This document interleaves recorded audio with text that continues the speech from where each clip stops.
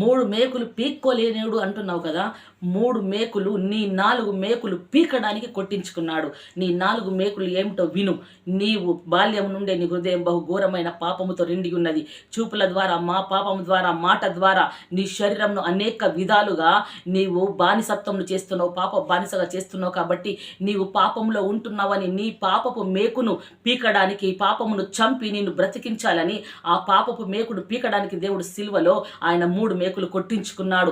ఇంకోటి శాపం మేకు ఏమిటో తెలుసా? నీవు అన్యాయంగా, అక్రమంగా దోచుకొని దాచుకొని బ్రతుకుతున్నావే, ఆ శాపము నీకు, నీ తరతరాలకు, నీ బిడ్డలకు రాకూడదని ఆ శాపపు మేకును నీ నుంచి పీకుటకు దేవుడు సిలువలో మేకులు కొట్టించుకున్నాడు. ఆ సిలువల మేకుల ద్వారా నీకు, నీ కుటుంబంకు నిత్య ఆశీర్వాదం, ఐశ్వర్యం ఇయ్యడానికి దేవుడు ఆ సిలువలో ఆ మేకులు కొట్టించుకొని ఉన్నాడు.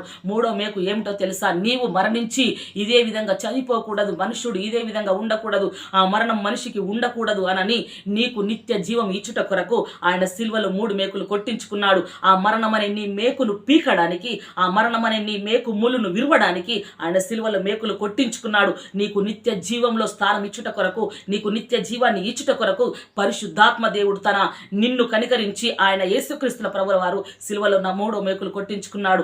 4వ మేకుటు ఏమిటో తెలుసా?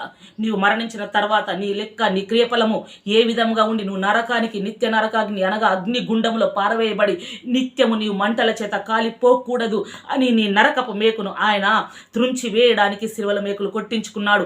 నిన్ను నరకం నుండి తప్పించి పరలోక రాజ్యానికి వారసులుగా నిన్ను చేయడానికి ఆయన 3వ మేకు కొట్టించుకున్నాడు. నీ 4వ మేకు పీకాడు. ఆయన పరిశుద్ధుడై ఉండి కూడా పాపమును త్రుంచుట కొరకు, పాపమును చంపుట కొరకు ఆయన పాప భారాన్ని మోస్తాడు. ఆయన నీతిమంతుడై ఉండి కూడా నీ శాపమును తొలగించుట కొరకే మేకులు కొట్టించుకున్నాడు. ఆయన ధనవంతుడై ఉండి కూడా నిన్ను ధనవంతుడుగా చేయాలని సిలువలో దరిద్రుడు అయ్యాడు.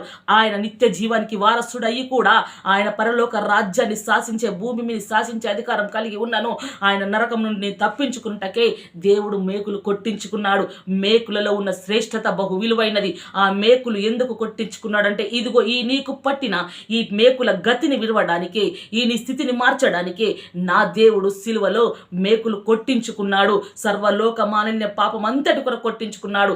సర్వ సమాజం కొరకు మేకులు కొట్టించుకున్నాడు. దేవాతి దేవుడు ఒకడే భూమి ఆరంభించిన వాడు ఆయననే ఆదిలోనే ఉన్నవాడు.